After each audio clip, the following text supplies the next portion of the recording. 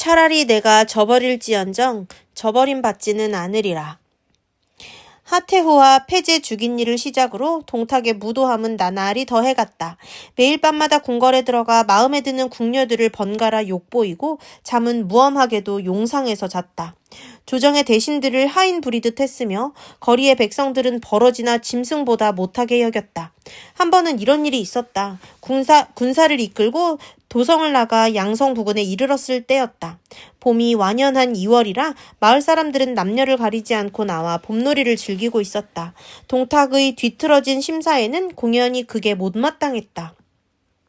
그래서 찌푸린 눈으로 보고 있는데 문득 흉악한 꾀가 떠올랐다. 없는 공을 만들어 자신의 위세를 더하면서 낙양 사람들에게 겁도 주고 또 약탈을 마음대로 못해 걸신이 들린 부하들에게 약탈할 기회도 주는 일석삼조의 꾀였다. 농사철에 일은 않고 모여서 술을 마시고 노니 저놈들은 도적대임에 분명하다. 어딘가를 약탈하고 돌아와서 잔치를 벌이고 있으니 한 놈도 남기지 말고 죽여버려라. 동탁은 그렇게 명을 내려 그 마을뿐만 아니라 부근의 모든 마을을 쓸어버렸다. 남자건 여자건 보이는 대로 죽이고 마을을 뒤져서는 반반한 부녀자와 재물을 있는 대로 약탈하게 했다. 저녁 때가 되니 끌고 간 수레 아래에는 1000여 개의 사람 머리가 매달리고 수레 위에는 약탈한 부녀자와 재물이 그득했다. 양성에서 도적대를 만나 싸워 크게 이기고 금옥 1000여 개와 노략질한 재물을 빼앗아 왔다. 낙양에 돌아온 동탁은 부하들을 시켜 그렇게 퍼뜨린 뒤 목은 성 아래에서 모두 불태우고 부녀자와 재물은 부하들에게 상으로 골고루 나누어 주었다. 하지만 낙양의 백성들이라고 해서 눈과 귀가 없는 것은 아니었다. 동탁이 앞서 저지른 다른 죄악들과 마찬가지로 그 일도 며칠 가지 않아 참 모습이 드러나니 입 달린 사람치고 동탁을 욕하지 않는 이가 없었다. 원래 권세란 얻기보다 지키기가 힘든 법이다. 동탁은 권세를 얻는 과정에서는 그럭저럭 책략가의 흉내를 내었지만 지키는 데는 너무도 부족함이 많았다. 그런데 그 부족함이 드러날 때마다 창칼로 메우려 드니 내외로 파탄이 오지 않을 수 없었다. 월기, 교위, 오부는 항상 동탁의 잔인하고 포악함을 미워했다. 조복 속에 가벼운 갑옷을 받쳐 입고 단도를 품은 채 동탁을 죽일 때가 오기를 기다렸다. 하루는 먼저 입조해 있는데 동탁이 홀로 들어오는 것이 보였다.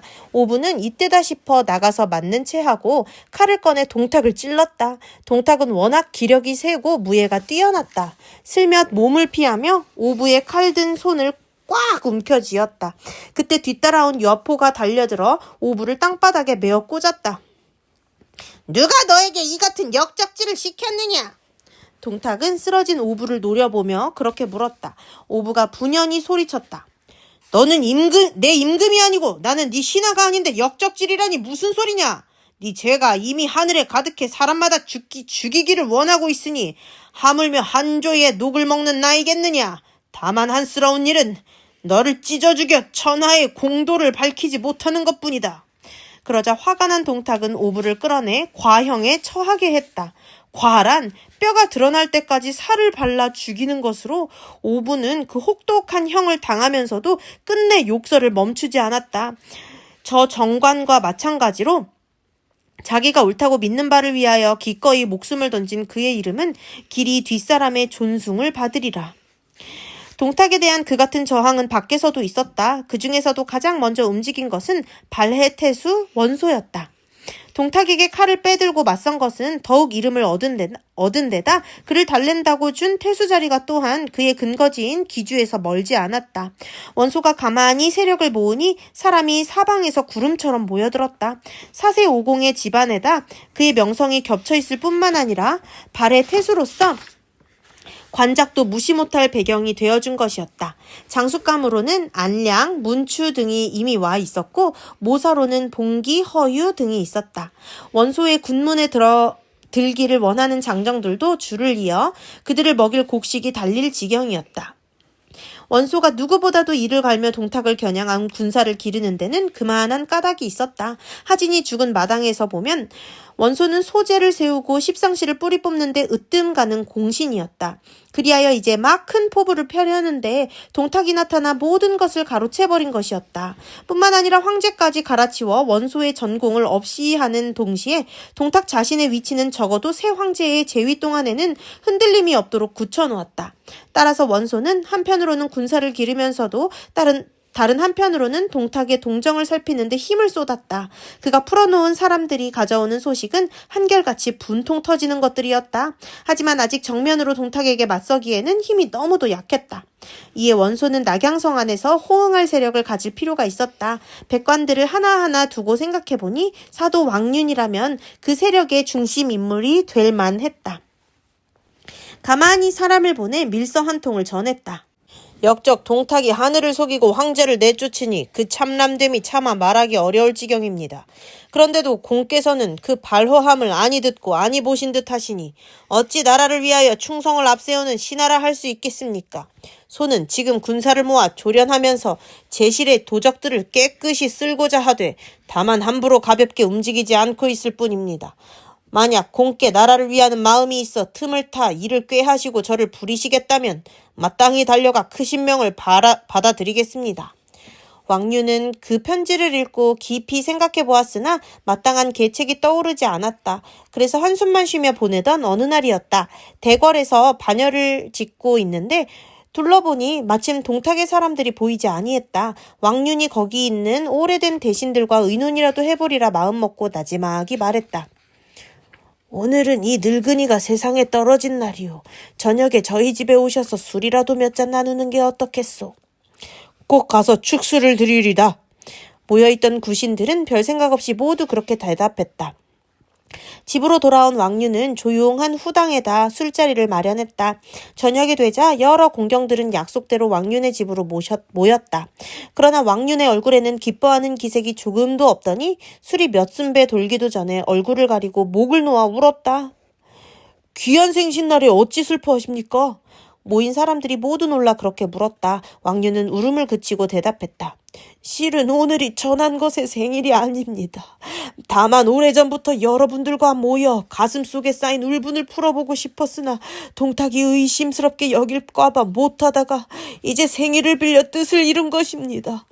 동탁은 임금을 속이고 권세를 희롱하여 나라의 위태롭기가 아침 저녁을 기약하지 못할 지경입니다. 고조께서 진, 초를 없애고 얻으신 천하가 오늘에 이르러 동탁의 손에 넘어갈 줄 누가 생각이라도 했겠습니까?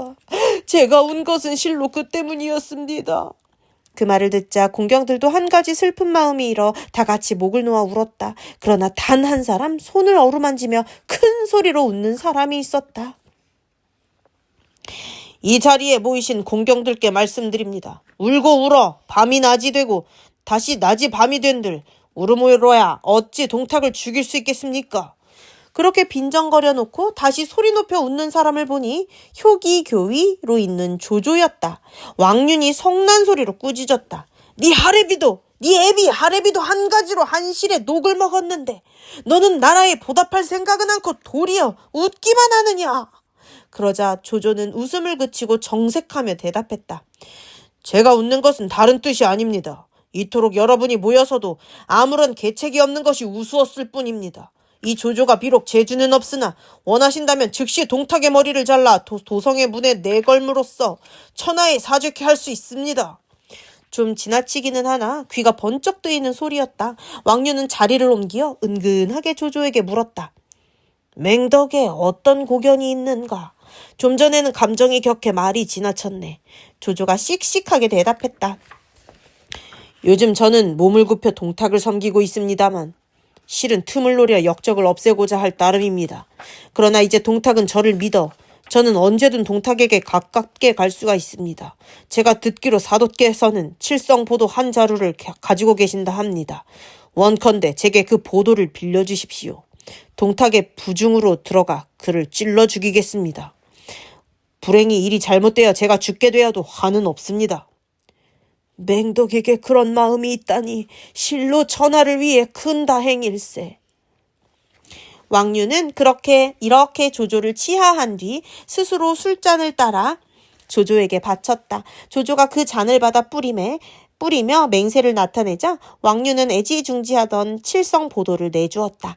칼을 받아 갈무리한 조조는 잔에 남은 술을 마시자마자 몸을 일으켜 여러 공경에게 작별을 고했다. 대의를 위해 목숨을 건 장부의 기계가 넘쳐 흐르는 뒷모습이었다. 원래 조조는 동탁이 대권을 잡을 때부터 원소처럼 자신의 근거지로 돌아갈 생각을 했다. 그 무렵 부친 조숭은 진류 땅에 자리를 잡고 있었다. 조조의 권유를 따라 처음에는 고향인 태국 초현으로 내려갔으나 그곳이 마땅치 않아 재물과 가솔들을 진류 땅으로 옮겨 일가의 근거지로 삼은 것이었다. 따라서 진류로 내려가면 원소만큼은 안 돼도 나름으로는 상당한 세력을 기를 수 있는 조조였지만 조조는 곧 생각을 바꾸고 그대로 낙양에 머물렀다. 한번 그 중심권을 벗어나면 다시 편입되기 어려운 것이 권력의 속성이란 걸 정치 감각이 밝은 조조는 잘 알고 있었다. 거기다가 동탁의 농권도 그것이 그대로 완결된 사건이 아니라 무언가 보다 크고 무거운 변화애로의 과정 같아 세밀히 보아둘 필요가 느껴졌다. 그러나 그런 이유에 못지않게 조조를 낙양성에 붙들어둔 것은 동탁 쪽의 접근이었다. 몇 번 대하지 않아서부터 동탁은 왠지 조조를 마음에 들어했다. 무딘 동탁의 눈에도 조조의 재주는 그만큼 돋보인 모양이었다. 십상시의 몰락과 함께 유명무실해진 서원 의 전군 교위였던 조조를 남군의 효기 교위로 옮기고 서량에서 데리고 온 측근들보다도 더 애중히 여겼다.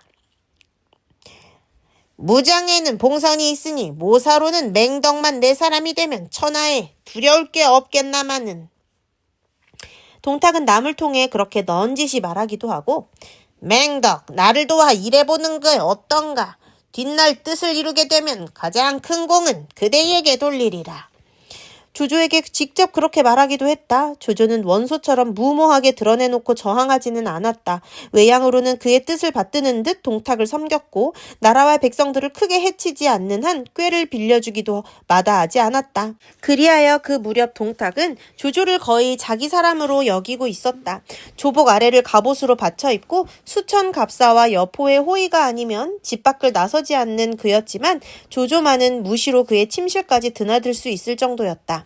하지만 조조가 동탁을 암살하려 든 일은 정사 기록에는 찾을 길이 없다. 지모의 사람으로 알려진 그에게 그런 무모한 행동이 맞지 않을 뿐만 아니라 34이란 조조의 나이도 혈기만으로 목숨을 내던지기에는 너무 많았다. 임협 시절에 몸에 베었음직한 협기와 뒷날에 이따금씩 보인 직정적인 성격을 바탕으로 뒷사람이 꾸민 그럴듯한 야화일이라.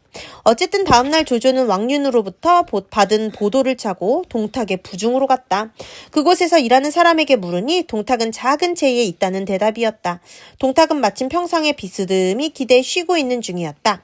곁에는 여포가 칼을 찬 채 시립하고 있었다. 맹덕은 어찌 이리 늦었는가? 동탁이 들어서는 조조를 보고 물었다. 조조가 애써 태연한 표정을 지으며 대답했다. 제 말이 시원찮아 걸음이 더딥니다. 아무것도 모르는 동탁은 그 말을 듣자 그게 조조에게 선심을 쓸 좋은 기회라 생각했다. 여포를 돌아보며 일렀다. 내게 서량에서 바쳐온 좋은 말이 여러 필이 있다. 봉선은 가서 좋은 말 한 필을 골라 조조에게 주도록 하라. 그 말에 여포는 말을 고르기 위해 방을 나갔다. 외인이 있으면 곁에 뜨지 않고 지키는 게 상례였지만 동탁이 아끼는 조조라 별 의심 없이 자리를 비운 것이었다. 이 역정문 놈을 죽이기 꼭 알맞구나. 조조는 홀로 남은 동탁을 보고 마음속으로 그렇게 기뻐했다. 그러나 동탁의 힘이 워낙 좋고 무예가 뛰어난 걸 잘 아는 터라 함부로 칼을 빼둘 수가 없었다. 급한 마음을 누르고 기다리는데 곧 좋은 기회가 왔다. 몸이 무거운 동탁이 오래 한 자세로 있을 수가 없어 몸을 완전히 뉘며 벽 쪽을 향한 것이었다. 이놈은 이제 끝났다. 조조는 급히 칼을 뽑아들었다. 그리고 막 몸을 일으키는데 동탁이 획 몸을 돌렸다. 벽에 있는 큰 거울에 조조가 칼을 빼들고 다가오는 모습이 비친 것을 본 까닭이었다. 맹덕은 무얼 하려는가? 동탁이 큰 소리로 그렇게 물었다. 때마침 방 밖에서는 여포가 말을 끌고 돌아오는 기척이 났다. 되든 안 되든 부딪혀 보기에도 너무 늦은 셈이었다. 제게 좋은 칼 한 자루가 있기에 승상케 바치고자 합니다. 평소 아껴주시는 은혜에 10,000분의 1이라도 보답이 되었으면 합니다. 조조는 그 자리에서 무릎을 꿇으며 빼들었던 칼을 두 손으로 받쳤다. 실로 눈부신 기지였다. 동탁도 얼결에 그 칼을 받아 살펴보았다. 길이가 한자 남짓. 칼자루는 7가지 보석을 박아 장식을 했는데 칼끝이 몹시 날카로웠다. 과연 보기 드문 보도였다. 좋은 칼이다. 받아두어라. 동탁은 그렇게 말하며 때마침 말을 골라놓고 들어온 여포에게 그 칼을 맡겼다. 조조는 황급히 칼집을 끌러 여포에게 넘겼다. 말을 보러 가세. 조조의 응대가 너무도 천연스런 까닭인지 칠성보도에 반한 덕택인지 동탁은 별 의심 없이 조조를 데리고 밖으로 나왔다. 여포가 골라온 말은 썩 훌륭했다. 정말 호품입니다. 승상의 두터우신 은혜를 무엇으로 갚아야 할지 모르겠습니다. 조조는 동탁에게 감사한 뒤 다시 자연스럽게 청했다. 한번 시험삼아 타보았으면 합니다만. 좋도록 하게. 조조가 진심으로 자기가 준 말을 마음에 들어하자 동탁은 기쁜지 선선히 허락하고 좌우에게 일렀다. 맹덕에게 안장을 내주어라. 안장을 얹어주자 조조는 동탁의 눈앞에서 태연히 말을 끌고 승상부 밖으로 나왔다. 그러나 대문에 이르기 무섭게 말등에 뛰어오르더니 급하게 채찍을 휘둘렀다. 동남을 바라고 달리는 말과 사람은 그대로 한 줄기 빠른 바람 같았다. 조조가 승상부를 빠져나간 뒤에야 선사받은 칼을 간수해 두고 돌아온 여포가 동탁에게 말했다. 조조의 행동이 아무래도 수상쩍습니다. 조금 전 들어오면서 보니 조조는 칼을 빼 찌르려는 모습이었습니다. 그러다가 아버님의 고함 소리에 놀라 칼을 받친 것입니다. 실은 나도 의심스러웠다. 하지만 들킨 자객치고는 너무 태연하지 않느냐. 동탁이 그렇게 반문할 때 마침 이유가 들어왔다. 둘의 대화가 심상찮게 보였던지 까닭을 물었다. 동탁이 조조의 일을 이유에게 말하자 이유의 표정에도 의혹이 떠올랐다. 잠시 생각에 잠기는 듯 하더니 천천히 입을 열었다. 조조는 처자 권속이 이 낙양성 안에 없습니다. 듣기에 진작 고향으로 내려보냈다는데 지금은 진류로 옮겨 터를 잡고 있다고 합니다. 능히 그런 일을 꾀할 만한 자입니다. 지금 그에게 사람을 보내 불러보십시오. 아무런 의심받을 만한 일이 없으면 급히 달려올 것이니 그 칼을 바친 것으로 볼 수 있습니다. 그러나 부름을 받고도 오지 않으면 그가 그 칼로 승상을 찌르려 했다는 뜻이 됩니다. 그때는 급히 잡아 문초해보는 것이 좋겠습니다. 동탁도 그 말을 옳게 여겼다. 즉시 옥졸 넷을 뽑아 조조를 부르러 보냈다. 조조를 부르러 간 지 한참 만에 옥졸들이 돌아와 동탁에게 고했다. 조조는 집에 돌아오지 않았다고 합니다. 말을 달려 동문을 나갔다기에 문을 지키는 관리에게 물으니 승상의 명을 받들어 급한 공사를 보러 간다며 달려 나갔다는 것입니다. 이유가 곁에서 말했다. 조조 그 도적이 두려워 달아난 것임에 분명합니다. 그놈이 승상을 찌르려 한 것은 이제 의심할 여지가 없습니다. 그 말에 동탁이 노하여 소리쳤다. 나는 그토록 저를 두텁게 대했거늘 도리어 나를 해치려 들다니. 이 일은 반드시 함께 꾸민 자가 있을 것입니다. 조조를 붙들어야만 그 무리를 모두 잡을 수 있습니다.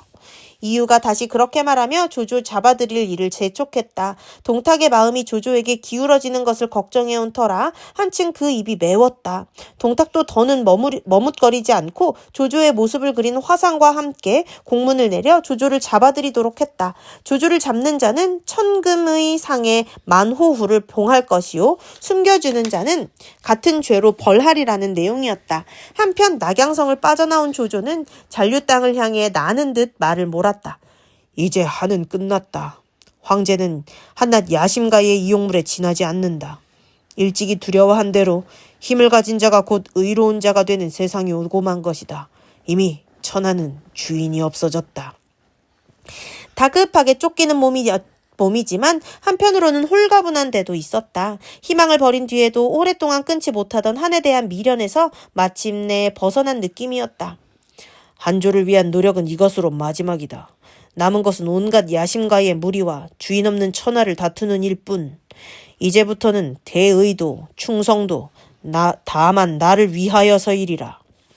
그러나 조조가 탄 말은 생각처럼 빠르지 못했다. 조조가 증모현이란 곳에 이르러 보니 이미 동탁의 영을 전하는 파발이 먼저 당도에 있었다. 그것도 모르고 한달음에 관을 지나려던 조조는 손 한 번 제대로 쓰지 못하고 관문을 지키던 군사들에게 사로잡히고 말았다. 군사들은 조조를 묶어 현령에게 끌고 갔다. 나는 그저 떠돌이 장사치로 성을 두자 황보로 쓰고 있습니다. 군사들이 불문곡직하고 나를 얽고 이리로 끌고 왔는 바 도무지 영문을 모르겠습니다. 조조는 현령에게 그렇게 시치미를 뗐다. 그러나 현령은 조조의 얼굴을 자세히 내려다보더니 한동안 말이 없다가 갑자기 꾸짖었다. 전일 벼슬을 얻고자 낙양에 있을 때부터 나는 이미 너가 조조라는 걸 알고 있다. 어찌 나를 속여 네 신분을 숨기고자 하느냐. 이미 너를 잡으라는 영이 내려와 있으니 내일은 낙양으로 압송해 동승상께 상이나 청하리라. 그리고 조조를 잡아온 군사들에게 술과 밥을 대접하여 돌려보냈다. 조조는 뜻밖에도 동탁에 파발이 이미 와 있고 현령이 자신의 얼굴까지 알아보자 앞이 아득했다. 한번 큰 뜻을 펴보지도 못하고 동탁의 손에 죽는가 싶었다. 그런데 그날 밤이었다. 현령은 조사할 것이 있다 하며 부리는 사람을 시켜 갇힌 조조를 후원으로 불러낸 뒤 물었다. 내가 듣기로 승상께서는 너를 대함에 박하지 아니하였는데 너는 어찌하여 승상을 해치려 하였느냐. 조조가 하늘을 우러러 크게 웃은 뒤 대답했다. 참새나 제비가 어찌 기러기나 고니의 뜻을 알겠느냐. 너는 이왕 나를 잡아 가두었으니 빨리 동탁에게 끌고 가 상이나 청하거라. 쓸데없이 무얼 자꾸 묻느냐. 그러자 현령은 좌우를 물리친 뒤 더욱 은근하게 말했다. 그대는 나를 하찮게 보나 나 또한 속된 관리는 아니외다. 다만 주인을 아직 못 만났을 따름이요.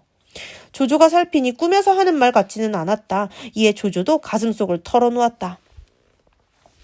내 조상들은 대를 이어 한해 녹을 먹었소. 만약 그 은혜에 보답할 마음이 없다면 들짐승이나 새와 무엇이 다르겠소. 내가 몸을 굽혀 동탁을 섬긴 것은 다만 틈을 타 그를 죽여 나라의 해가 되는 물건을 제거하기 위함이었소이다. 그런데 일이 그만 이렇게 어긋나고 말았으니 모든 게 하늘의 뜻인 듯싶소. 만약 맹덕께서 이곳을 벗어나면 장차 어디로 가시려오? 먼저 향리로 돌아간 뒤 거짓으로나마 제명을 빌려 천하 제후들과 그 군사들을 불러 모을 작정이오. 그래서 다 같이 역적 동탁을 주살하는 게 오직 내가 바라는 바이오. 그러자 현령은 스스로 조조의 결박을 풀고 높은 자리에 앉힌 뒤 2번 절을 하며 말했다. 공이야말로 참으로 충의지사요. 놀란 조조도 마주 절을 하며 물었다. 현령의 높은 이름은 어떻게 되시오? 저는 성이 진이요. 이름은 궁, 자는 공대로 씁니다. 비록 작은 고을에 현령에 머물러 있으나 뜻은 비루하고 작지 아니하려고 애쓰던 차에 공의 의기를 보게 되니 실로 감동이 큽니다. 원컨대 이 하찮은 벼슬을 던지고 공을 따라가고자 하니 부디 물리치지 마십시오. 조조는 진궁의 그 같은 말에 자신의 귀를 의심할 정도로 기뻤다. 감사와 함께 그의 뜻을 받아주었다. 진궁은 그 밤 안으로 노자에 쓸 약간의 그 문을 거두어 조조와 함께 떠났다. 각기 신분을 알아볼 수 없도록 옷을 갈아입고 칼 한 자루씩을 등에 진 채 조조의 권속들이 기다리는 진류로 나는 듯 말을 몰았다. 떠난 지 사흘째 되던 날 성고 부근에 이르니 해가 뉘엿뉘엿했다. 조조가 한 숲이 짙은 곳을 채찍으로 가리키며 진궁에게 말했다.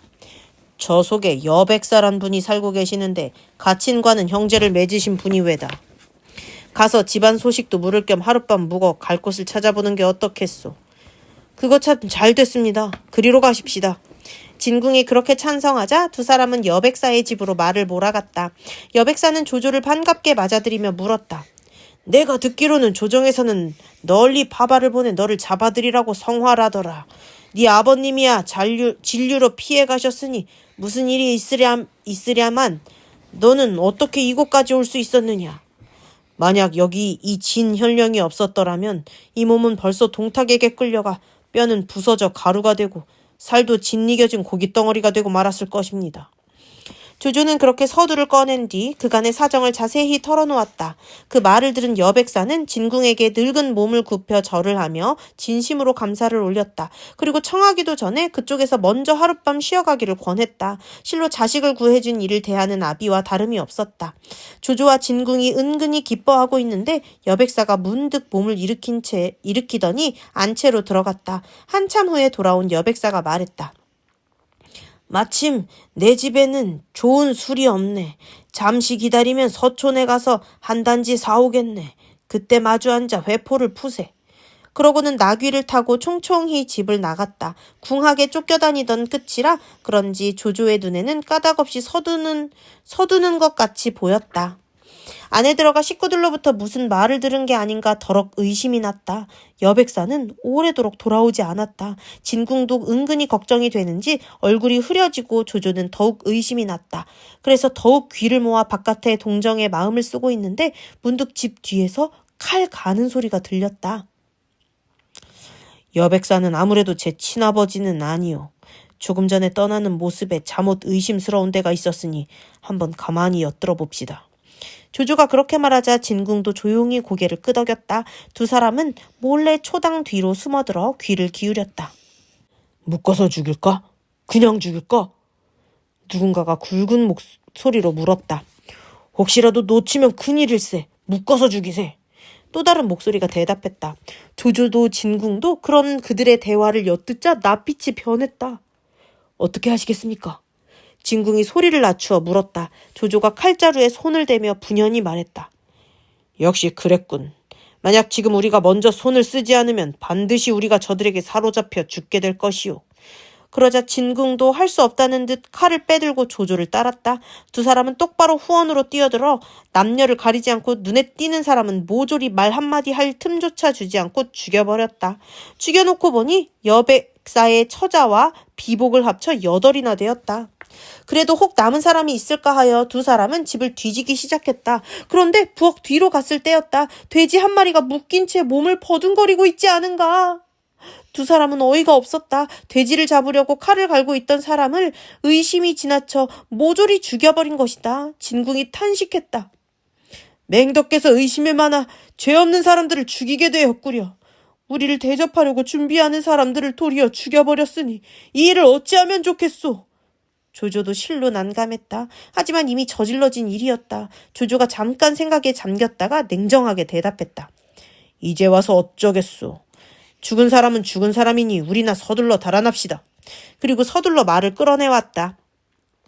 두 사람이 채 몇 리도 달리기 전이었다. 저만큼 여백사가 나귀 안장에 술 2병을 사서 매달고 급히 돌아오는 것이 보였다. 손에는 과일과 채소까지 싸들고 있었다.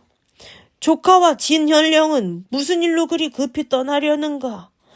여백사는 조조와 진궁을 보자 멀리서부터 큰 소리로 물었다. 조조는 찔끔했으나 태연한 목소리를 꾸며 대답했다. 죄인으로 쫓기는 몸이 어찌 한 곳에 오래 머물 수 있겠습니까? 공연한 누만 끼칠까 두려워 이만 떠날까 합니다. 그러자 여백사는 어림없다는 듯 두 손까지 저으며 조조와 진궁을 말렸다. 나는 이미 집안 사람들에게 돼지까지 잡으라고 시켜놓았네. 거기다가 이렇게 술과 안주까지 장만해오는 길인데 하룻밤도 묵어가지 않겠다니 될 법이나 한 말인가. 속히 말을 돌리게. 그러면서 여백사는 조조의 말고삐를 잡으며 놓아주려 하지 않았다. 해놓은 짓이 있는 만큼 조조는 그 말엔 따를 수 있는 처지가 못 되었다. 그냥 갑시다. 진궁에게 나직이 속삭이고는 말에 채찍을 가했다. 진궁도 조조와 함께 행동해온 터라 여백사를 마주대하기가 면구스럽기는 마찬가지였다. 역시 말에 채찍질을 해 여백사를 그냥 지나치려는 조조의 뒤를 따랐다. 그런데 그들이 어리둥절한 눈으로 자기들을 바라보고 있는 여백사를 지나칠 무렵이었다. 조조가 갑자기 고삐를 당겨 말을 세우더니 채찍을 들어 여백사의 뒤쪽을 가리키며 소리쳐 물었다. 백부님! 저기 오는 저 사람이 누굽니까? 그 말에 여백사는 무심코 뒤를 돌아보았다. 그 순간이었다. 조조가 재빨리 칼을 뽑아 여백사를 내리 찍었다. 비명소리 한 번 없이 여백사의 목이 나귀 등에서 떨어졌다. 아니 맹덕! 이게 무슨 짓이오? 저만치서 급히 말을 세운 진궁이 놀라 소리쳤다. 물론 이 사람은 의리가 깊고 우리에게 호의를 가지셨소. 그러나 한번 집에 돌아가 권속들이 몰살당한 걸 보면 마음이 달라질 것이요. 결코 우리를 그냥 둘 리 없소. 만약 무리를 모아 우리를 쫓기 시작하면 그 화는 실로 피하기 어려울 것이요. 하지만 그 사람이 죄 없는 줄 알면서도 죽이는 것은 크나큰 불의가 아닐 수 없소. 진궁이 한층 꾸짖는 듯한 목소리로 조조를 반박했다. 조조는 가만히 그를 보다가 낮고 조용하게 대답했다. 차라리 내가 세상 사람들을 저버릴지언정 세상 사람들로 하여금 나를 저버리게 하지는 않을 것이요. 남을 배반할지언정 배반당하지는 않으리란 차가운 결의였다. 그 말을 들은 진궁은 이미 더 이상의 말이 필요 없음을 알았다. 비록 짧은 순간이었지만 여백사를 뵈려고 마음먹을 때까지 조조는 수많은 생각을 했다. 그냥 달아나는 것, 여백사를 억지로 끌고 가는 것, 그리고 사실을 말하여 용서를 구하는 것. 조조도 되도록이면 여백사를 죽이지 않고 그 어려움을 빠져나가고 싶었다. 그러나 그 어느 편도 안전한 방도는 못 되었다. 그냥 달아나는 것은 물론 사실을 말하고 용서를 받는 것은 믿을 수 없는 인간의 감정에 자신의 운명을 맡기는 일이나 다름없었다. 자신이 가는 곳과 목적과 현재 상태를 아는 여백사가 한번 마음이 변해 자신을 뒤쫓으려 들면 결국은 헤어나기 어려운 지경에 빠질 것임에 틀림없었다. 그렇다고 여백사를 끌고 가는 일도 쉽지 않았다. 어린 아이라 속이거나 꿰어 데려갈 수도 없고 짐짝이라 묶어서 싣고 갈 수도 없는 일이었다. 그리하여 조조가 마지막으로 의지한 것은 의의 크고 작음과 목적의 정당함이었다.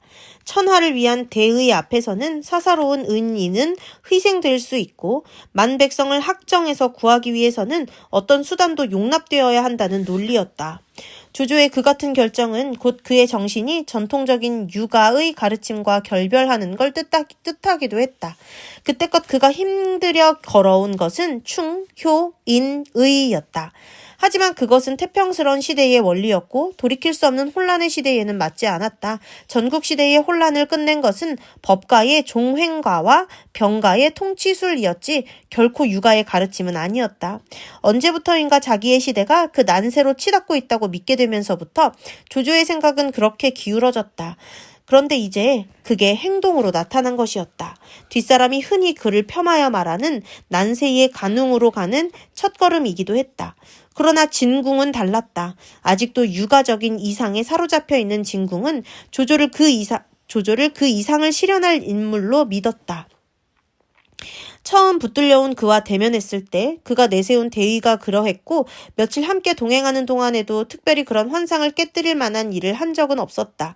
그런데 여백사를 죽임으로써 진궁의 그 같은 환상은 산산이 흩어지고 만 것이었다.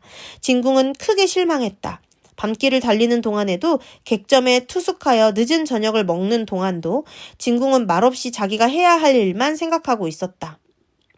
조조는 배불리 저녁을 먹자마자 곧 잠에 떨어졌다.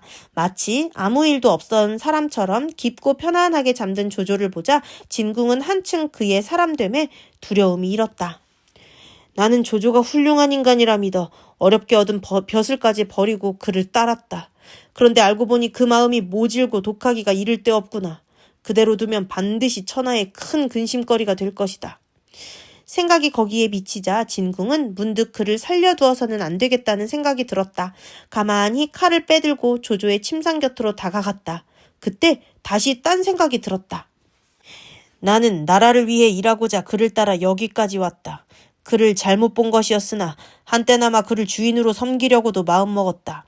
그런데 며칠도 안 돼 그를 죽인다니 아무리 그가 불인하다 하나 의로운 일은 되지 못하리라. 거기다가 잠든 자를 찌르는 것은 하찮은 자객이나 할 짓이 아닌가. 차라리 그를 버리고 떠나 달리 좋은 사람을 찾아보는 일이 나으리라.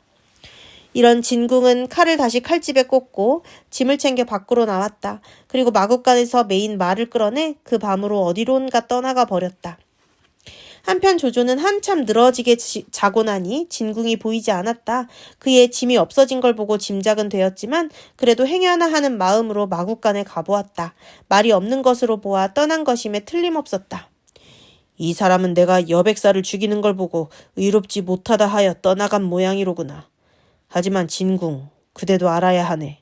나도 자네가 섬기는 그 인의의 의지에 살고 싶어 했음을. 그러나 이미 세상은 그 가르침만으로는 구할 수 없네. 오히려 언젠가 그 인의는 그대 스스로를 상하게 하는 칼이 될 것이네. 조조는 씁쓸하게 웃으며 그렇게 중얼거린 뒤 급히 떠날 채비를 했다. 우선은 그냥 떠나갔지만 진궁이 언제 마음이 변해 자신을 관가에 일러바칠지 모르는 일이었다. 쓸데없이 꾸물거리다가 어려운 지경에 떨어지느니 고단하더라도 발길을 재촉해 한시라도 빨리 진류로 가는 편이 옳다고 생각했다. 며칠 밤낮을 쉬지 않고 달린 끝에 무사히 진류 땅에 이른 조조는 부친의 놀람을 달래며 자기의 포부를 밝혔다. 이미 한실은 스스로 역적을 몰아낼 힘이 없습니다. 동탁을 죽이는 일은 의병을 모아 그의 군사를 꺾는 길밖에 없습니다. 가산을 모두 털더라도 의로운 군사를 길러 대업을 이루는 기틀이 되도록 허락해 주십시오. 늙어갈수록 아들의 말에 의지하고 사는 조승이었다. 선선히 허락하며 덧붙였다. 선친께서 물려주신 재물이 적지 않았으나 내가 불초하여 제대로 지키지 못했다. 게다가 연전전 억만을 태워 태위 벼슬을 산 일로 더욱 줄었으니 자금이 적어 뜻대로 일을 이루지 못할까 걱정이로다. 들으니 인근에 효렴 위홍이란 이가 있어 재물은 소홀히 하고 의를 중히 여긴다는구나. 그가 대단한 거부이고 또 네 뜻이 대의에 어그러지지 않으니 한번 도움을 청해볼 만하다. 만약 그의 도움을 얻을 수만 있으면 네 뜻을 펴기는 어렵지 않을 것이다.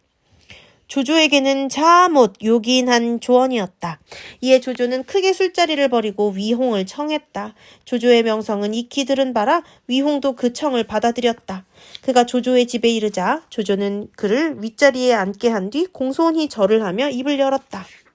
이제 한실에는 주인이 없고 오직 동탁이 권세를 오로지 하고 있을 뿐입니다. 그가 위로 임금을 속이고 아래로 백성을 해치니 천하 무사람이 모두 그 고기를 씹지 못해 이를 갈고 있습니다. 조조가 힘을 다해 사직을 붙들어 보려 하나 한스럽게도 너무나 힘이 모자랍니다. 공께서는 충의를 높이 여기는 지사라 들었기로 부끄러움을 무릅쓰고 감히 도움을 청합니다. 부디 천하 만민을 생각하시어 이 조아무개의 청을 물리치지 말아주십시오. 진지하고도 간곡한 조조의 목소리였다. 위홍이 대답했다. 나 역시 그 같은 뜻을 품은 지 오래이나 한스럽게도 앞장서 이끌 만한 영웅을 만나지 못했을 따름이요. 이제 맹덕께서 그토록 장한 뜻을 품으셨다니 가산을 흩어서라도 돕고 싶소이다.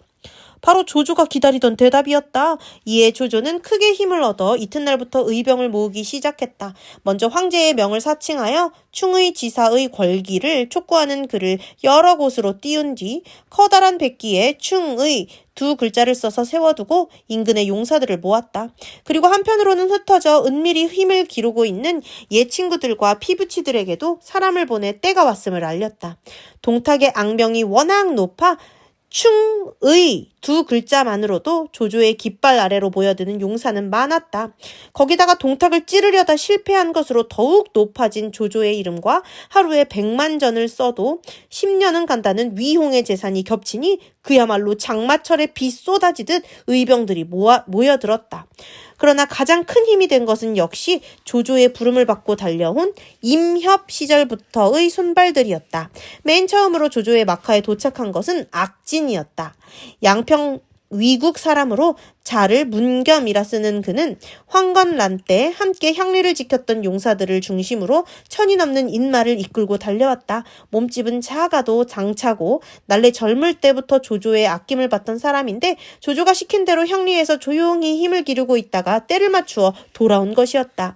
조조는 크게 기뻐하며 우선 그를 사마로 삼아 좌우에 있게 했다.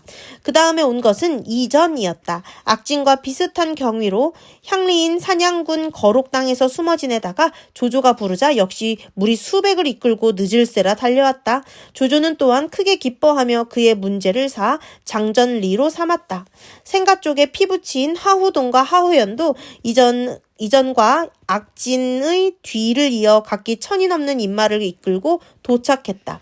황건란 이래로 자신을 따르는 향리 용사들에다 다시 동탁 토벌의 대의로 모아들인 장정들이었다.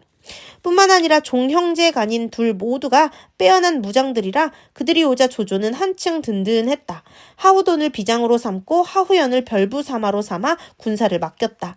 친가로 사촌이 되는 조인과 조홍 역시 각기 1000이 넘는 인마를 이끌고 조조를 돕고자 달려왔다. 둘 다 용맹하기가 하후씨 형제 못지않은 장제들로 조인은 회수와 사수 얼음에서 힘을 기르고 있다가 따르는 무리와 함께 달려왔고 조홍은 조씨의 본거지인 패국 초현의 장정들을 이끌고 달려온 것이었다.